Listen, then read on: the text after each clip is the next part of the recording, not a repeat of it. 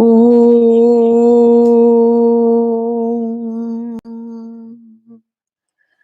समस्तजनकल्याणे निरतं करुणामयं नमामि चिन्मयं देवं सद्गुरुं ब्रह्मविद्वरम् वसुदेवसुतं देवं कंसचाणूरमर्दनं देवकी परमानन्दं कृष्णं वन्दे जगद्गुरुं कृष्णं वन्दे जगद्गुरुम्. Okay, so today this class begins with chapter 5, verse 7. And let me read the verse first. Yoga yukto vishuddhatma vijitatma jeyah sarva bhutatma bhutatma kurvannapi na lipyate.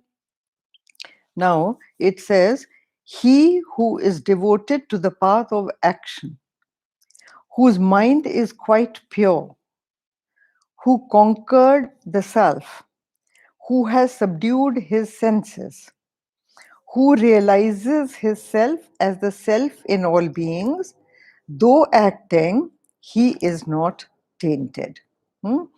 Now, see, he who is devoted to the path of action, it clearly says that without action you cannot. Because action, selfless action, is the only path, only way to purify the mind, to make it capable enough to realize this. Intellectually, we do. So, nobody succeeds without effort in life. We know it. Perseverance is required even for ordinary things, right? Even if you are learning cooking, you read the recipe, but once by reading the recipe or a coach telling you the recipe, explaining it to you, doesn't help unless you see a demo, you feel convinced, and then you try once, and then it is ruined, then you try again, and it is again ruined, then you know a little more, and you make the same recipe 3, 4, 5 times till you become perfect. So it is action that perfects you.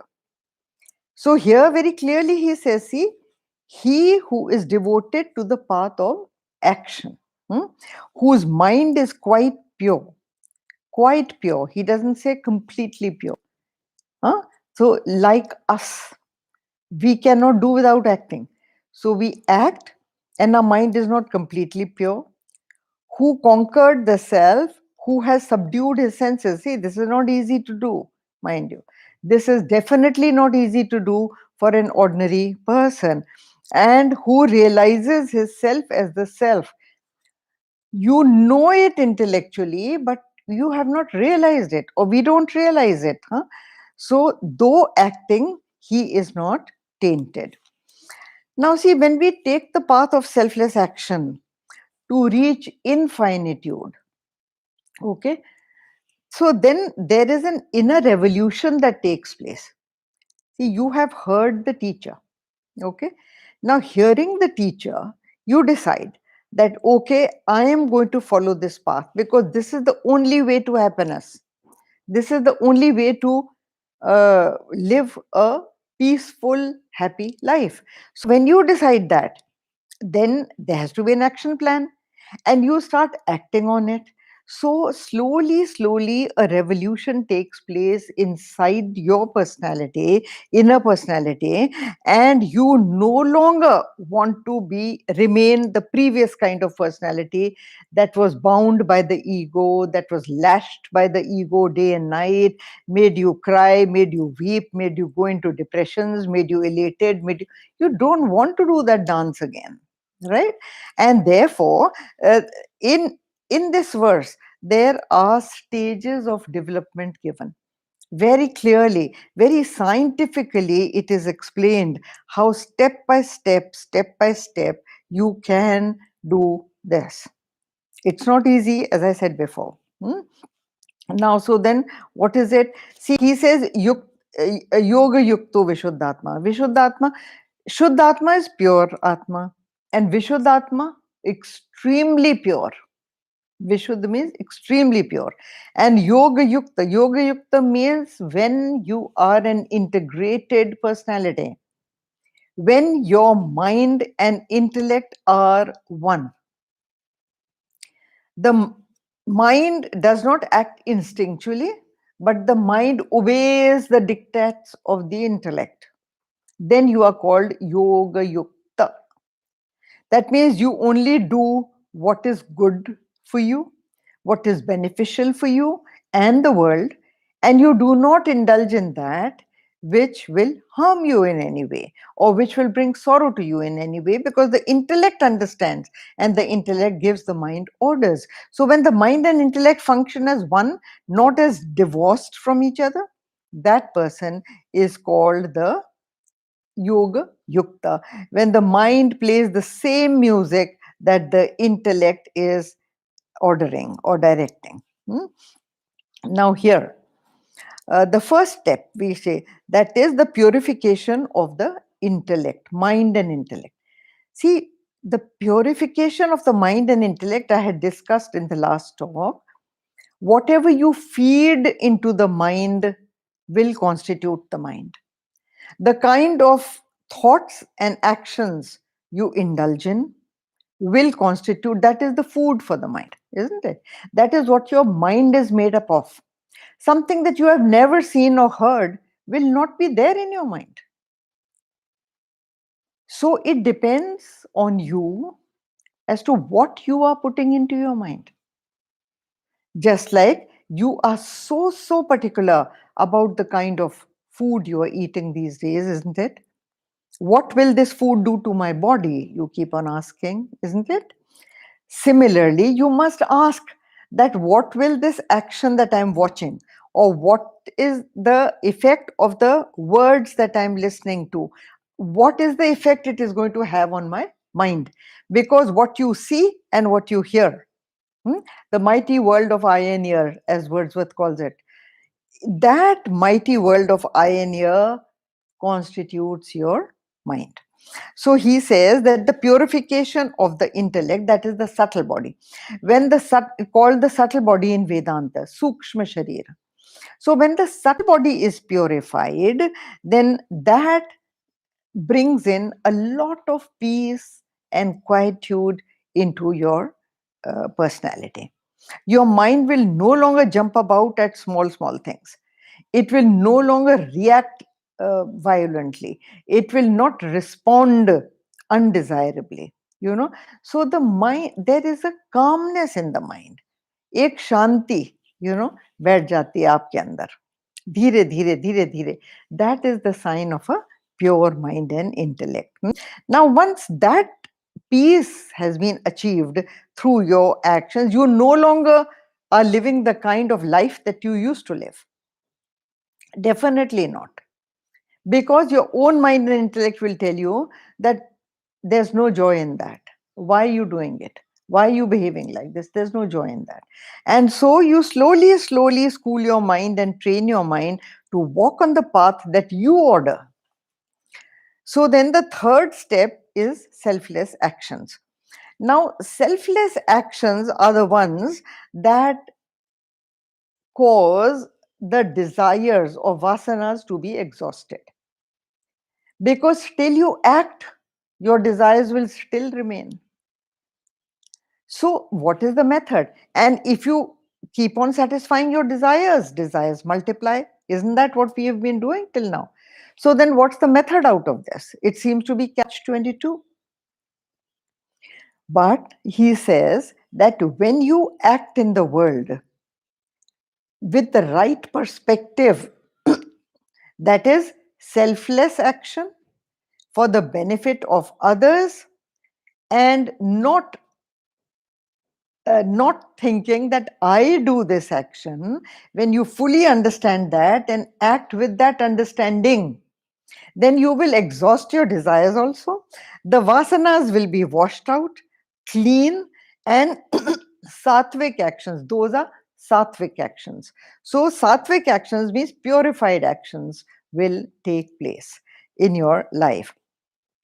Now, then, the next step, when the mind becomes pure, it becomes equanimous. There is balance. It achieves a certain balance. It achieves a certain control on the turbulence that can be caused by different situations. When somebody says something to you, when something unpleasant happens which you don't like, with some, all those things, when they keep on happening and they keep on making you dance up and down, it will not happen so much once the mind has learned to balance. See, just like when you learn cycling, obviously it is uh, it's got two cycles, one in front, one at the back, hmm? Two tubes, tires, whatever. And when you are riding a bike, once you learn the balance, it is no longer a struggle. You don't even need to concentrate. You can balance the cycle with your feet and with your knees. Haven't you done that as a kid? Then you leave both the hands and cycle and all that, and you enjoy it thoroughly because you have learnt the balance. So, no matter who's coming from the other side, you can steer your way very easily. And you see how children race on the bicycle after once they've learnt the balance? That is what happens to the mind. Otherwise, when you have not learnt it, what happens? Even though there is a plain ground and you are trying to cycle in there, a new learner, one person is coming from the other side and you shout from here, हट जाओ हट जाओ हट जाओ, अरे वो क्यों हट जाए, आप चलाओ ना ठीक से साइकिल, है ना? So it is like that in life also, the same thing. The mind learns that no matter whatever is the traffic coming from the other side, you learn to balance and you become an adept. You see how these children play those video games? Huh? That you are driving a car, very fast car, and there's traffic coming from the other side and they keep on dodging the traffic. Same way in life. Everything in life is coming from the opposite direction. It is you who have to learn how to handle it. And so, selfless actions help you to get rid of your vasanas, and they give you much easier control on your mind and intellect, on your turbulent passions, and eh, agitations no more can sweep you off your feet. You still remain in control. है ना? So that is why this word, see, Jitendriya. Jitendriya? Jitendra says, see, it is a law in the physical as well as the psychological world that the mightier always controls the weaker. It is a law. So when you make your mind stronger than your sense objects, then only the mind can control the sense objects. Otherwise, the sense objects keep on driving you around, isn't it? You have to awaken a stronger power in you. See, by living a spiritual life, that is the beauty of a spiritual life.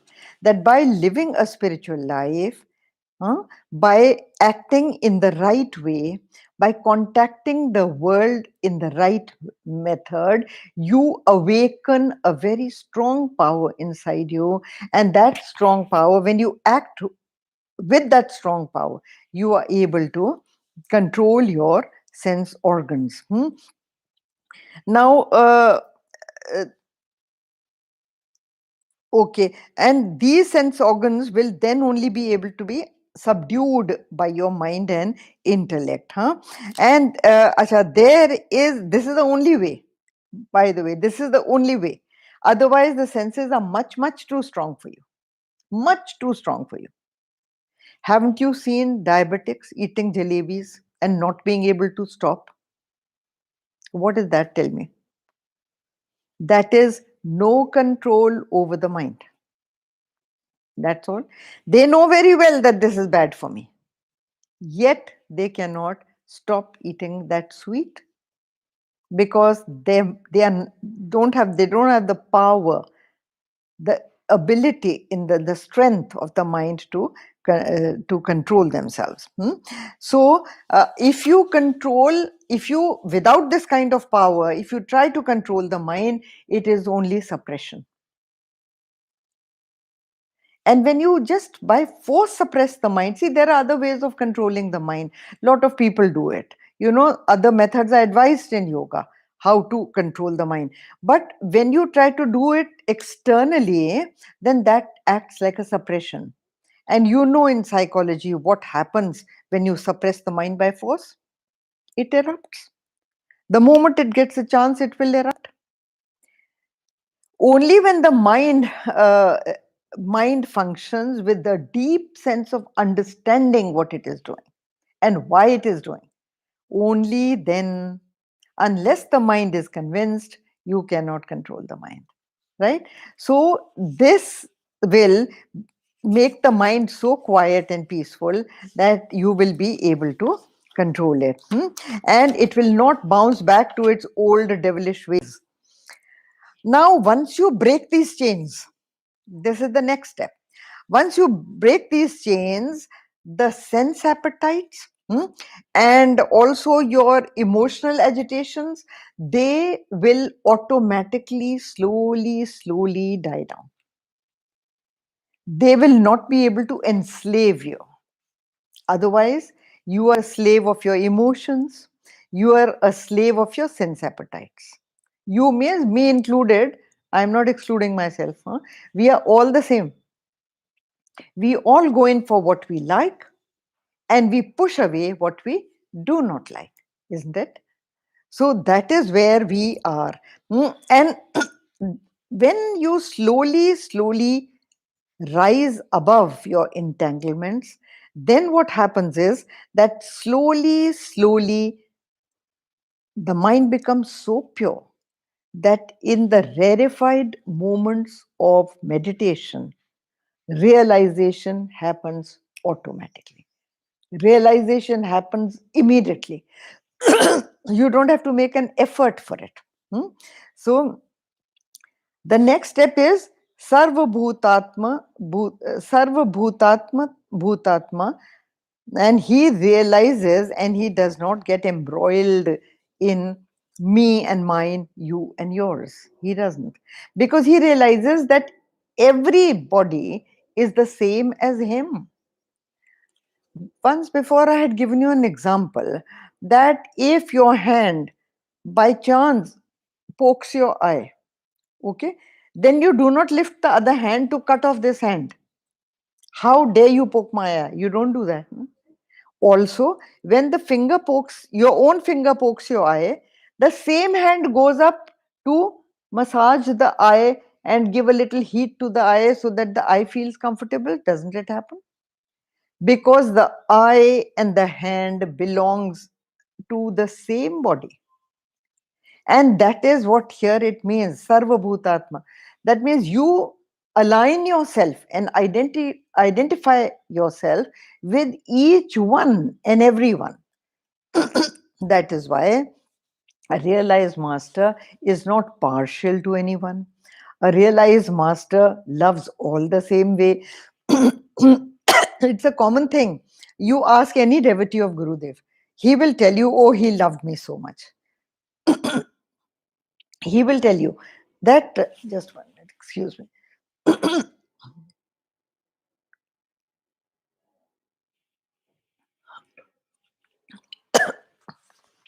Each devotee felt that he was something special to Gurudev.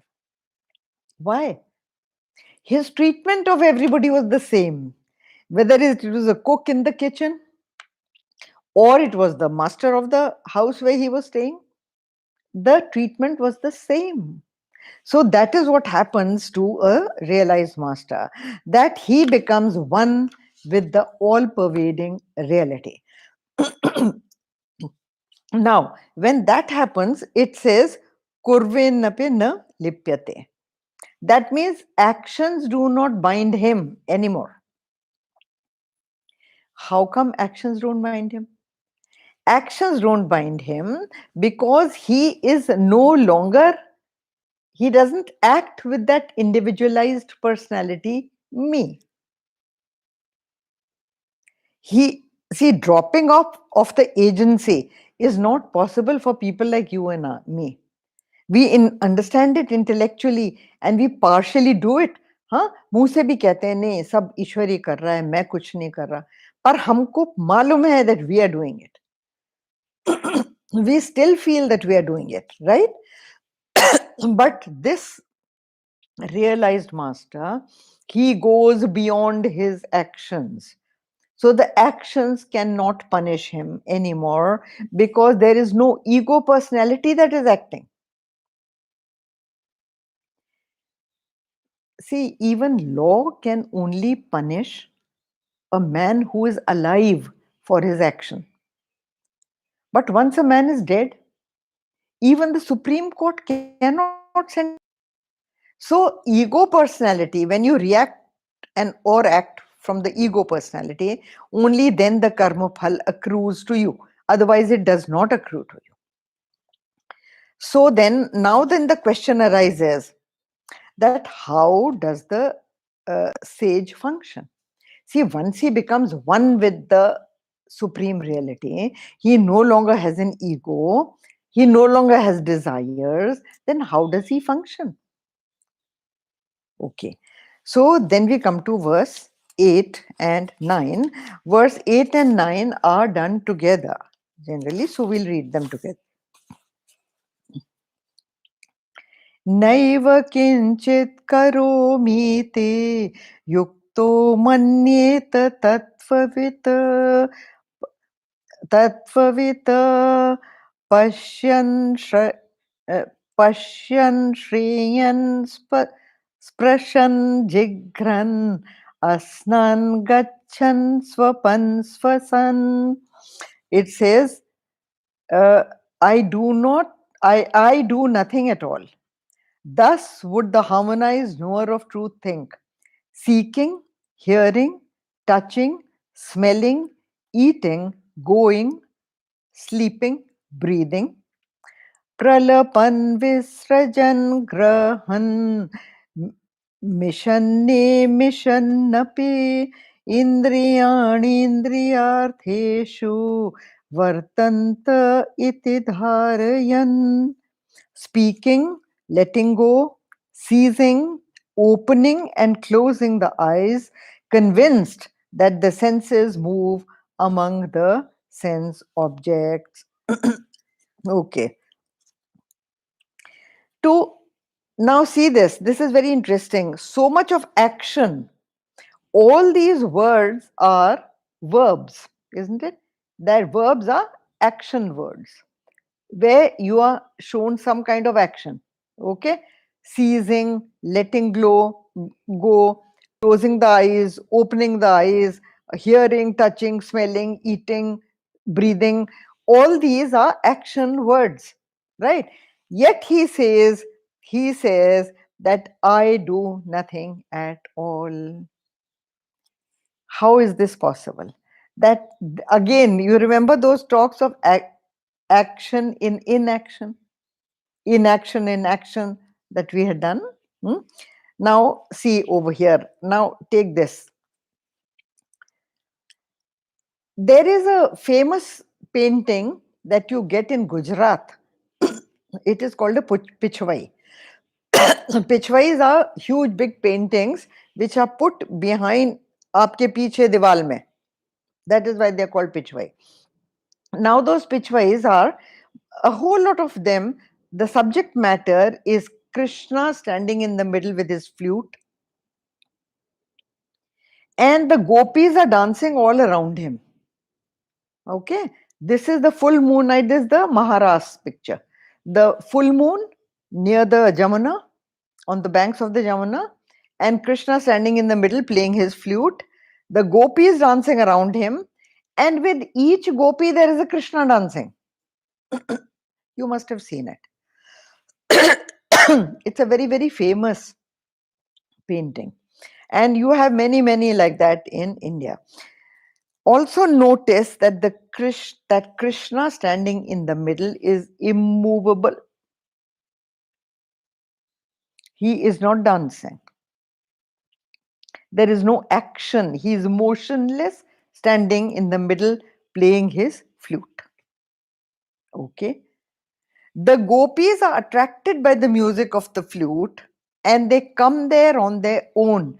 In fact, if you read the Bhagavad Puran, there Krishna says to them, okay, why have you come here at this time of the night? You are all married women. You should be in your homes looking after your family. And why are you here at this time of the night? Also notice, Krishna says, I have not called you. But then what happens? Because of the music of his flute, they are drawn to him. Now, also, Krishna is not moving, but because of his sanidhya, sanidhya means because of his closeness, the gopis feel so joyous that they all dance thinking that Krishna is dancing with them.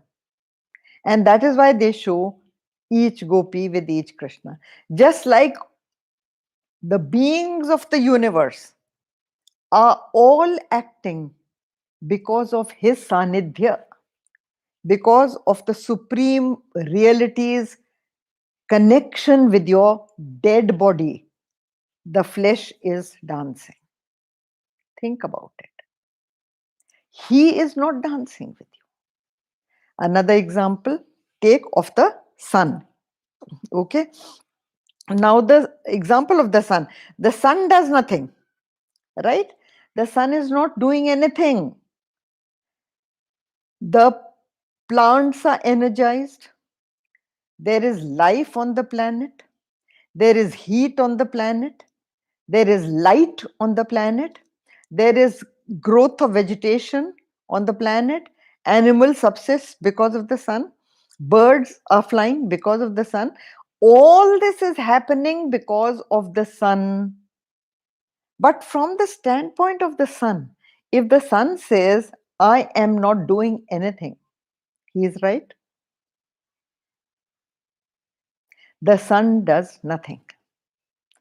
It is because of him that things are happening on their own. It is our dependence on the sun, our attraction to the sun, because of which we are doing what we are doing. Okay. To give you another example. Now, देखो एक तो सन का है एक magnet का. I've given the magnet example before also. Magnet does nothing. He is just resting in one place. Any iron piece that comes close to him, sanidhya. Sanidhya means coming close. So any iron piece that comes close to him is drawn towards him. The magnet is not actively pulling them. They are coming towards the magnet. They are energized by the magnet. But the magnet does nothing. So all these examples I'm just giving you to tell you that it is, see, you know, the realized master acts in this world without acting. He does not act from an ego sense. He acts because the Lord is acting through him.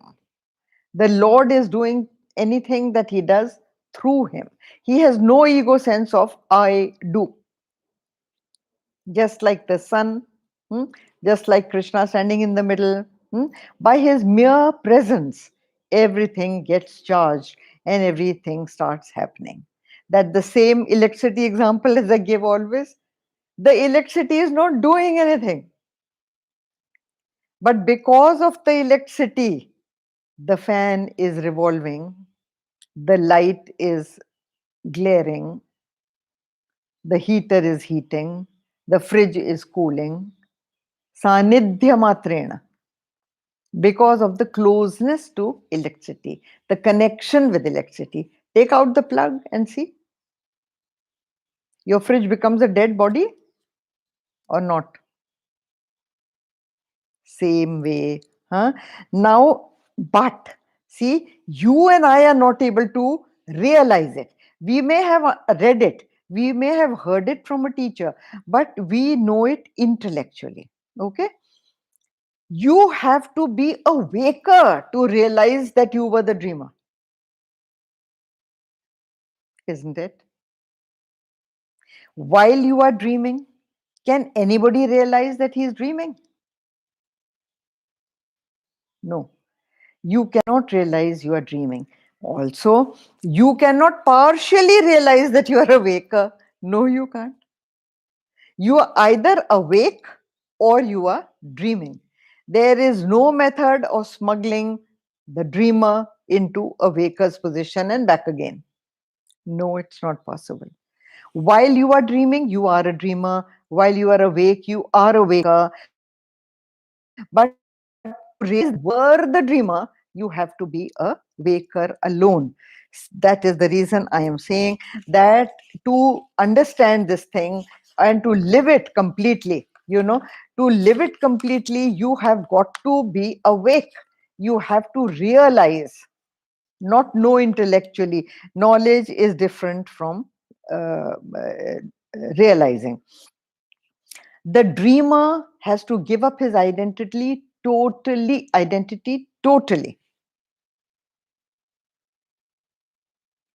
right? Now, how does the one do it? How does one do it? At least you can try doing it for a short while you are meditating. And how does one do that? See, you slowly minus the panchakosha. Panchakosha are the layers of your personality. That is the gross body, the mind, the intellect, the pranamaya kosha, that is your breathing, and through breathing, all your systems in the body that function, respiratory system, digestive system, this system, that system. So, all those systems function through prana. That is when you take in oxygen and that activates everything in your body and the oxygen comes out. A dead man doesn't breathe, right? And Anandamaya kosha. Now, when you minus all these koshas slowly, when you are meditating, at least at that time, try. Slowly, you get the hang of it. It is only through practice.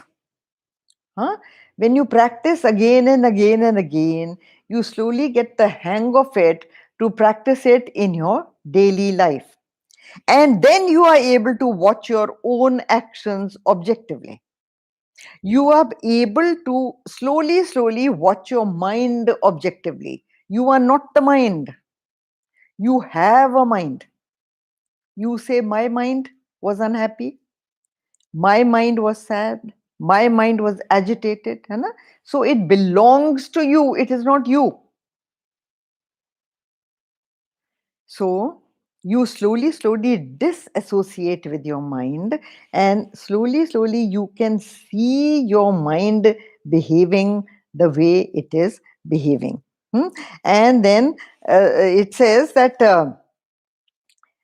see, why I'm saying this, that the Panchakosha, we have to understand it slowly. So one method is to slowly give up the Panchakosha.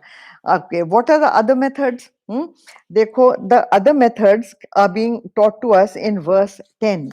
So let's come to verse 10. Okay.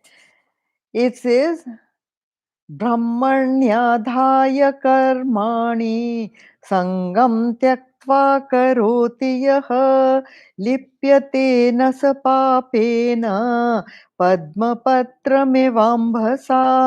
This is a very famous verse,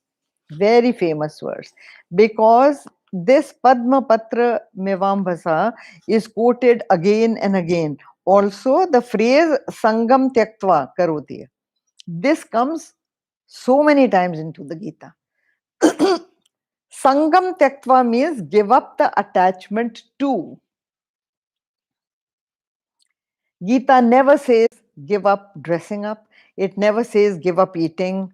It never says, because you cannot. You have to live in the world.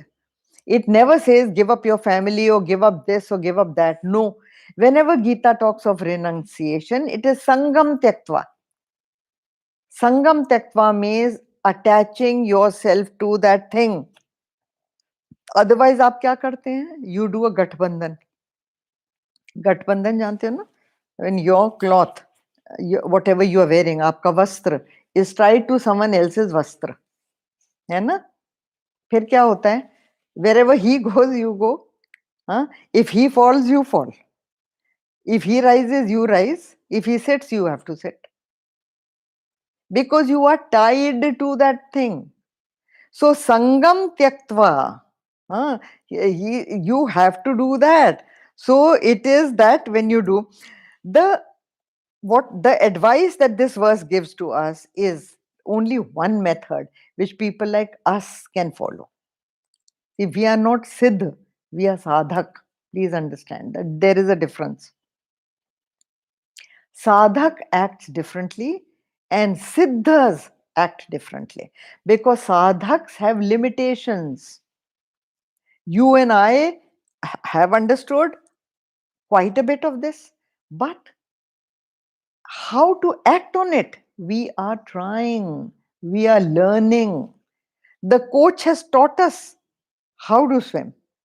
All the technicality we know. But yet we sink in the water. So the coach is telling us that I am supporting you like this. Just try, just try. So when you keep trying, then you get the hang of it. Now see, he says over here, the example given is Padma Patra Me Vambhasa, how you do not get tainted by sin. That is the way to live. Okay. What is the way to live? Now, the way to live is like a lotus. Lotus is a famous example in the scriptures. Also in Vedanta, lotus is a big example, because see, it is born of what a Padma Patra, it says. So let us take the lotus leaf. Padma Patra means lotus leaf. Now, you have seen lotus, all of you. It is born out of water. It rests on the water. There is water below it. There are water drops rolling on top of the leaf. And it takes its sustenance from water only. Born of water, lives in water, is fed by the water. But the water does not wet it. The lotus leaf is not wet by water. Isn't it? It almost has wax on it. Right? So it says this is how you should live in the world. In the world, born of the world, sustained by the world, fed by the world. Your very existence is because of the world, but not affected by the world. Oh, this is a very beautiful example, and this is not possible for you to do. The only method that the teachers advise is surrender all your actions. Surrender, this is the trick I'm telling you. Surrender all your actions, offer all your actions to the Supreme Reality, and surrendering to Him, act. Pray to Him that the actions that come through you should be beautiful, should be beneficial, should be pure, should give only happiness to everybody. So that when you act like that, so then only you can see, otherwise it is not possible to detach. Unless the mind gets a higher altar of joy to attach itself to, it will not give up the lower ways of living. It will never give up the lower ways of living. Right? So you have to only attach yourself to the higher. Even in climbing, how do? You put your foot on the higher rung of the ladder firmly. Only then can you lift the lower foot. when you are climbing. So unless you have got even a little bit taste of a higher joy in life, you will never give up the lower joys. And देखो, whatever you get attached to is what will give you pain. That is, उसी से आपको pain और sorrow मिलता है. There is no other. Also understand, देखो, example Gurudev has given is of a mirror image. Have you seen those laughing mirror gallery? देखे होंगे आपने, heart and all those जो मेरठ की heart लगती है and all that famous, वहां पे होते हैं. And nowadays you have them in everywhere. So when you enter that gallery, the mirrors are concave, convex, rippled, and all that. So somewhere you look fat, somewhere you look thin, right? Somewhere you look tall, somewhere you look short, like that. Huh? You look dark, in some you look fair, all those kind of things. Somewhere your head looks big and your body looks small. Those are not your imperfections. They are the imperfections of the reflecting surface. Isn't that so? They are all the imperfections of the reflecting surface, which makes you look like that. So when in life you understand that the reflecting surface in each one of us, which is our mind, is different from the other. And therefore, the reflection of the Supreme shows differently. Someone is beautiful, someone's thoughts are lovely, somebody is crooked, someone is a saint, someone is a criminal, somebody is something, somebody is something. That is the reflection of the Supreme, the one Supreme, who has got no imperfection, but the imperfection or whatever quality, texture, comes from your own mind. Because your mind is reflecting that Supreme reality. Think about it. With this knowledge, you have to act in the world outside. Also, देखो, जब आप गठबंधन करते हैं ना किसी से, you suffer the agonies of that. That is the reason a doctor, no matter how good a surgeon he is, his hand may become unsteady if he is operating on his own wife or children out of attachment. He will not be able to slit the stomach of his child. The same surgeon who has got a perfect steady hand for others, his hand will shake out of identification with his child. So, Gatha Bandhan. That is why they say, देखो वो कहानी है ना लैला मजनू की, that when Majnu was whipped by some people, Leila got the lashes on her back. How does this happen? This happens through strong emotional attachment. Many times you have heard these stories that the child was suffering somewhere in the US. The mother couldn't sleep at night. In India, she was restless. What is that? It is not happening to the mother. The suffering is happening to the child. That too in the US. But the mother is suffering in India. It is only mental, strong attachment. And therefore, things like my car got scratched, I got scratched. सुना है ना? हाँ. The more the attachment you have to anything, the more will be your suffering. Now, when the Geeta talks of less attachment, everybody says, oh, that means Geeta talks that don't love anybody. Don't love anybody, don't love anything. It is not like that. It does not exclude people. The Geeta is asking you to include all. Whether what we do is we include by selectively by choices. This one is mine, this one is not mine. So the one who is not mine, you become stepmotherly to that person. And the one who is yours, you are overtly affectionate to that person. That should go. You should be equally affectionate to all. Then you will, since you will not have that sense of ownership, me and mine, like a mother has for her child, mine, my child. So it is ridiculous. And the more ownership you have, the more you will suffer. And that is why he says, Sangam Tyaktva.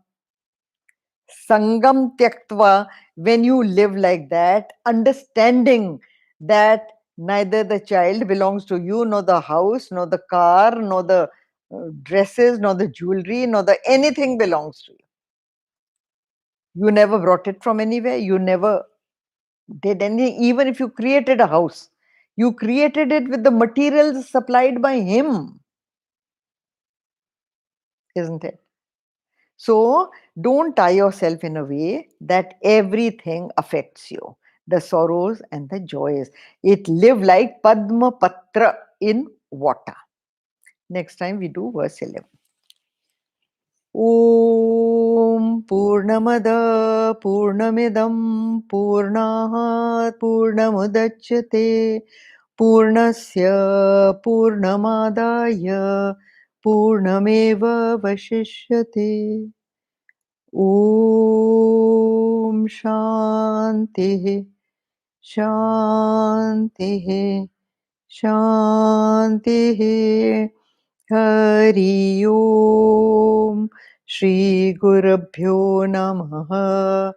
Hari Om.